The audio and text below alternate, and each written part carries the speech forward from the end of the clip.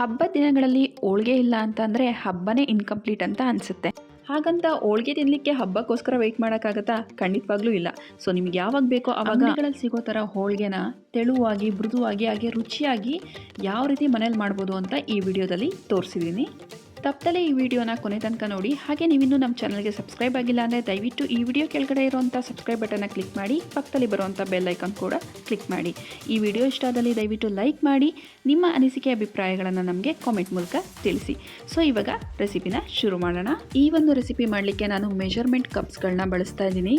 ನಿಮ್ಮ ಹತ್ರ measurements cups ಇಲ್ಲ ಅಂದರೆ ಏನೂ ತೊಂದರೆ ಇಲ್ಲ, ಒಂದೇ ಕಪ್ಪನ್ನು ಬಳಸಿ ನೀವು ಅಳತೆಗಳನ್ನು ಹಾಕ್ಕೊಂಡ್ರಾಯ್ತು. ಈ ವಿಡಿಯೋದಲ್ಲಿ ತೋರಿಸಿರುವಂತಹ ಮೆಷರ್ಮೆಂಟ್ಸ್ಗೆ ಸುಮಾರಾಗಿ 20ರಿಂದ 22 ಹೋಳಿಗೆಗಳನ್ನ ಆರಾಮಾಗಿ ಮಾಡ್ಕೋಬೋದು.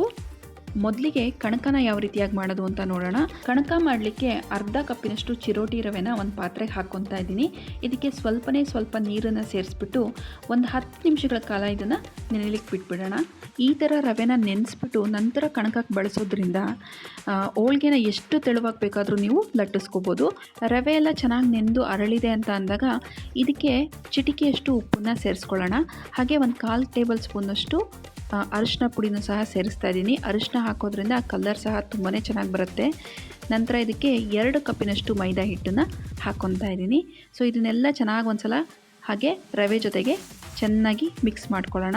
ಇದೆಲ್ಲ ಚೆನ್ನಾಗಿ ಕಲಿಸ್ಕೊಂಡಾದ ನಂತರ ಸ್ವಲ್ಪನೇ ನೀರನ್ನು ಸೇರಿಸ್ತಾ ಇದನ್ನು ಚಪಾತಿ ಹಿಟ್ಟಿಗಿಂತನೂ ಸ್ವಲ್ಪ ತೆಳುವಾಗಿ ಕಲಿಸ್ಕೋಬೇಕಾಗತ್ತೆ. ಈ ರೀತಿ ಎಲ್ಲ ಚೆನ್ನಾಗಿ ಕಲಿಸ್ಕೊಂಡಾದ ನಂತರ ನಾವು ಇದಕ್ಕೆ ಒಂದು 4 ಟೇಬಲ್ ಸ್ಪೂನಷ್ಟು ಅಡುಗೆ ಎಣ್ಣೆನ ಹಾಕ್ಕೊಂಡು ಇದನ್ನು ಚೆನ್ನಾಗಿ ನಾದ್ಕೋಬೇಕು. ಎಷ್ಟು ನಾದ್ಕೊತೀವೋ ಅಷ್ಟು ಚೆನ್ನಾಗಿ ನಮಗೆ ಕಣಕ ರೆಡಿಯಾಗತ್ತೆ. ಹೋಳಿಗೆಗೆ ಹೂರಣ ಎಷ್ಟು ಇಂಪಾರ್ಟೆಂಟೋ ಅದೇ ರೀತಿ ಕಣಕನೂ ಸಹ ತುಂಬಾ ಇಂಪಾರ್ಟೆಂಟು. ಕಣಕ ಹಾಗೆ ಹೂರಣ ಎರಡೂ ಸೇಮ್ ಕನ್ಸಿಸ್ಟೆನ್ಸಿಲಿ ಇದ್ದರೆ ಮಾತ್ರ ನಿಮಗೆ ಹೋಳಿಗೆನ ತುಂಬ ತೆಳುವಾಗಿ ತಟ್ಟಲಿಕ್ಕೆ ಸಾಧ್ಯ ಆಗುತ್ತೆ. ಕಣಕನ ಈ ರೀತಿ ಚೆನ್ನಾಗಿ ನಾದ್ಕೊಂಡಾದ ನಂತರ ಇದಕ್ಕೆ ಒಂದು 1/4 ಕಪ್ಪಿನಷ್ಟು ಅಡುಗೆ ಎಣ್ಣೆನ ಹಾಕ್ಬಿಟ್ಟು ಈ ಕಣಕನ ಎಣ್ಣೆಲೇ ನೆನೆಲಿಕ್ಕೆ ಬಿಡಬೇಕಾಗತ್ತೆ. ಮಿನಿಮಮ್ ಅಂದರೂ 1ರಿಂದ 2 ಗಂಟೆಗಳ ಕಾಲನಾದರೂ ಎಣ್ಣೆಲಿ ಈ ಕಣಕನ ನೆನೆಸ್ಬೇಕಾಗತ್ತೆ. ಈ ರೀತಿ ಮಾಡೋದ್ರಿಂದ ಹೋಳಿಗೆನ ಎಷ್ಟು ತೆಳ್ಳಗೆ ಬೇಕಾದರೂ ನೀವು ತಡ್ಕೋಬೋದು. ಕಣಕ ಇವಾಗ ರೆಡಿ ಇದೆ. ಇದನ್ನು 1ರಿಂದ 2 ಗಂಟೆಗಳ ಕಾಲ ನೆನೆಲಿಕ್ಕೆ ಬಿಟ್ಬಿಡೋಣ. ಇವಾಗ ಹೋಳಿಗೆ ಮಾಡಲಿಕ್ಕೆ ಸೆಕೆಂಡ್ ಸ್ಟೆಪ್ ಬಂದ್ಬಿಟ್ಟು ಹೂರಣನ ಯಾವ ರೀತಿಯಾಗಿ ಮಾಡೋದು ಅಂತ ನೋಡ್ಕೊಂಬರೋಣ. ಹೂರಣ ಮಾಡಲಿಕ್ಕೆ 2 ಕಪ್ಪಿನಷ್ಟು ತೊಗರಿಬೇಳೆನ ನಾನಿಲ್ಲಿ ಒಂದು ಪಾತ್ರೆಗೆ ಹಾಕ್ಕೊತಾ ಇದ್ದೀನಿ. ಸೊ ಇದನ್ನು ಚೆನ್ನಾಗಿ ಒಂದು 4ರಿಂದ 5 ಬಾರಿ ತೊಳೆದು ನಂತರ ಇದಕ್ಕೆ ನೀರನ್ನು ಸೇರಿಸಿ ಒಂದು ಅರ್ಧ ಗಂಟೆಗಳ ಕಾಲ ನೆನೆಲಿಕ್ಕೆ ಬಿಟ್ಬಿಡೋಣ. ತೊಗರಿಬೇಳೆ ಜೊತೆಗೆ ಒಂದು 1/4 ಕಪ್ಪಿನಷ್ಟು ಕಡಲೆಬೇಳೆನೂ ಸಹ ನಾನಿಲ್ಲಿ ಒಂದು ಅರ್ಧ ಗಂಟೆಗಳ ಕಾಲ ನೆನೆಲಿಕ್ಕೆ ಹಾಕ್ತಾ ಇದ್ದೀನಿ. ಕಡಲೆಬೇಳೆ ಹಾಕೋದು ಕಂಪ್ಲೀಟ್ಲಿ ಆಪ್ಷನಲ್ಲು, ಬೇಕಿದ್ರೆ ಹಾಕ್ಕೊಳ್ಳಿ, ಇಲ್ಲಾಂದರೆ ಸ್ಕಿಪ್ ಮಾಡ್ಕೊಳ್ಳಿ. ಬಟ್ ಕಡಲೆಬೇಳೆ ಹಾಕೋದ್ರಂತೂ ಟೇಸ್ಟ್ ತುಂಬಾ ಚೆನ್ನಾಗಿ ಬರುತ್ತೆ. ಒಂದ್ಸಲ ಟ್ರೈ ಮಾಡಿ ನೋಡಿ. ತೊಗರಿಬೇಳೆ ಹಾಗೆ ಕಡಲೆಬೇಳೆ ಎರಡನ್ನೂ ಸಹ ನೆನೆ ಹಾಕಿದ ನಂತರ ಬೇಳೆ ಬೇಯಿಸಲಿಕ್ಕೆ ಒಂದು ಪಾತ್ರೆಗೆ ಸುಮಾರು 2 ಲೀಟರಷ್ಟು ನೀರನ್ನು ಹಾಕ್ಕೊತಾ ಇದ್ದೀನಿ. ನಾನಿಲ್ಲಿ 2 ಕಪ್ ತೊಗರಿಬೇಳೆ ಬಳಸಿರೋದ್ರಿಂದ 2 ಲೀಟರಷ್ಟು ನೀರನ್ನು ಸೇರಿಸ್ತಾ ಇದ್ದೀನಿ. ಸೊ ನೀರು ಸ್ವಲ್ಪ ಕುದಿ ಬರ್ತಿದೆ ಅಂತ ಅನ್ನುವಾಗ ಮೊದಲಿಗೆ ನಾನು ಕಡಲೆಬೇಳೆನ ಹಾಕ್ಕೊತಾ ಇದ್ದೀನಿ. ಯಾಕಂದರೆ ಕಡಲೆಬೇಳೆ ಬೇಯಲಿಕ್ಕೆ ಸ್ವಲ್ಪ ಜಾಸ್ತಿ ಟೈಮ್ ತೊಗೊಳುತ್ತೆ. ಹಾಗಾಗಿ ಕಡಲೆಬೇಳೆ ಹಾಕಿ ಒಂದು 5 ನಿಮಿಷ ಆದ ನಂತರ ನಾನು ಇಲ್ಲಿ ತೊಗರಿಬೇಳೆನೂ ಸಹ ಇದಕ್ಕೆ ಸೇರಿಸ್ಕೊತಾ ಇದ್ದೀನಿ. ಬೇಳೆಗಳನ್ನ ಬೇಯಿಸ್ಬೇಕಾದ್ರೆ ಫ್ಲೇಮ್ನ ಆದಷ್ಟು ಮೀಡಿಯಮ್ನಲ್ಲಿ ಇಟ್ಕೊಂಡು ಬೇಯಿಸೋದ್ರಿಂದ ಬೇಳೆನೂ ಸಹ ಚೆನ್ನಾಗಿ ಬೇಯುತ್ತೆ. ಸರಿಸುಮಾರಾಗಿ 8ರಿಂದ 10 ನಿಮಿಷದೊಳಗೆ ನಿಮಗೆ ಬೇಳೆಗಳು ಚೆನ್ನಾಗಿ ಬೇಯುತ್ತೆ ಕೂಡ. ಸೊ ನೋಡ್ತಾ ಇರ್ಬೋದು ಚೆನ್ನಾಗಿ ಕುದಿ ಬರ್ತಾ ಇದೆ. ಇವಾಗ ನೀವು ಸ್ವಲ್ಪ ಬೇಳೆನ ತೊಗೊಂಡು ಈ ರೀತಿ ಕೈಯಲ್ಲಿ ಇಚ್ಚಿದಾಗ ನೀಟಾಗಿ ಅದು ಕಟ್ಟಾಗಬೇಕು. ಆ ಥರ ಆದಾಗ ಬೇಳೆ ಚೆನ್ನಾಗಿ ಬೆಂದಿದೆ ಅಂತ. ಟೈಮ್ ಪ್ರಕಾರ ಹೇಳೋದಾದರೆ ನೀವು ತೊಗರಿಬೇಳೆ ಹಾಕಿ ಒಂದು 8ರಿಂದ 10 ನಿಮಿಷದೊಳಗೆ ನಿಮಗೆ ಬೇಳೆ ಚೆನ್ನಾಗಿ ಬೆಂದಿರುತ್ತೆ. ಕೈಯಲ್ಲಿ ಈ ರೀತಿ ಹಿಚ್ಕಿದ್ರೆ ಎಷ್ಟು ಸಾಫ್ಟಾಗಿ ಇದು ಮ್ಯಾಶ್ ಆಗ್ತಿದೆ ಅಂತ ನೋಡ್ತಾ ಇರ್ಬೋದು. ಸೊ ಇವಾಗ ಕಂಪ್ಲೀಟಾಗಿ ಬೇಳೆ ಬೆಂದಿದೆ. ಇವಾಗ ಬೇಳೆ ಹಾಗೆ ಕಟ್ಟನ್ನು ಸಪ್ರೇಟ್ ಮಾಡ್ಕೊಂಬಿಡೋಣ. ಇದಕ್ಕೆ ಒಂದು ಜರಡಿ ಸಹಾಯದಿಂದ ನಾನು ಬೇಳೆ ಹಾಗೆ ಕಟ್ಟನ್ನು ಸಪ್ರೇಟ್ ಮಾಡ್ಕೊತಾ ಇದ್ದೀನಿ. ಸೊ ಈ ಕಟ್ಟನ್ನು ಬಂದ್ಬಿಟ್ಟು ಒಬ್ಬಟ್ಟು ಸಾರು ಮಾಡಲಿಕ್ಕೆ ಬಳಸೋಣ. ಈ ಒಬ್ಬಟ್ಟು ಸಾರು ಮಾಡೋದು ಹೇಗೆ ಅಂತ ಡಿಸ್ಕ್ರಿಪ್ಷನ್ ಬಾಕ್ಸಲ್ಲಿ ಹಾಕಿರ್ತೀನಿ, ಚೆಕ್ ಮಾಡಿ. ಹೂರಣ ಮಾಡಲಿಕ್ಕೆ ನಾವು ಬೇಯಿಸಿಟ್ಕೊಂಡಿರೋಂತಹ ಬೇಳೆನ ಒಂದು ಪಾತ್ರೆಗೆ ಹಾಕ್ಕೊಂಬಿಡೋಣ.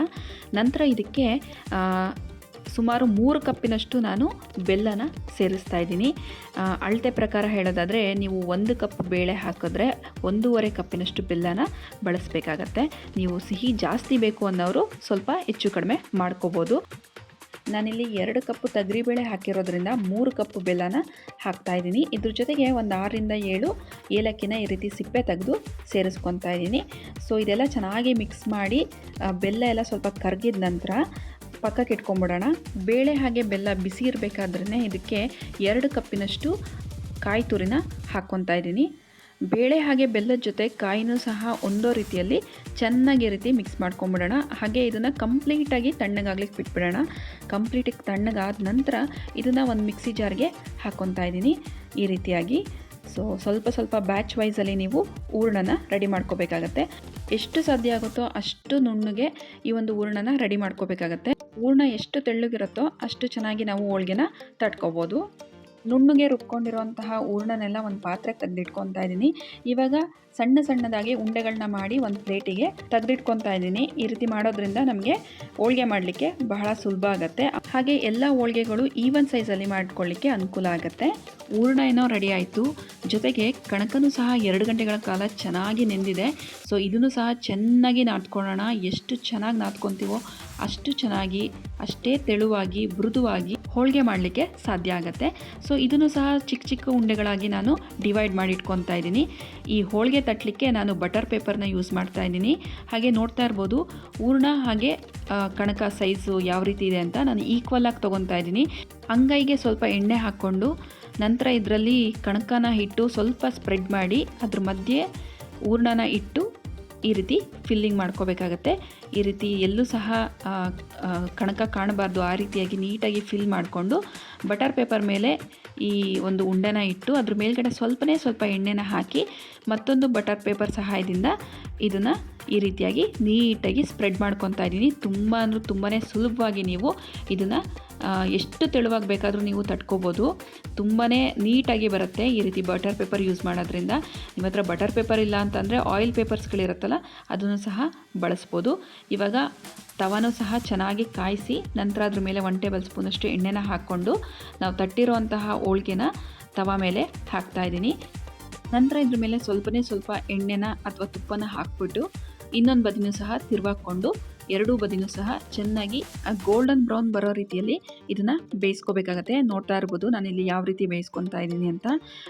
ಬರೀ ತೊಗರಿಬೇಳೆ ಹಾಕಿ ಹೋಳಿಗೆ ಮಾಡೋದಕ್ಕಿಂತ ತೊಗರಿಬೇಳೆ ಜೊತೆಗೆ ಸ್ವಲ್ಪ ಕಡಲೆಬೇಳೆ ಸೇರಿಸಿ ಹೋಳಿಗೆ ಮಾಡಿದ್ರೆ ಅದ್ರ ರುಚಿನೂ ಡಿಫ್ರೆಂಟ್ ಆಗಿರುತ್ತೆ.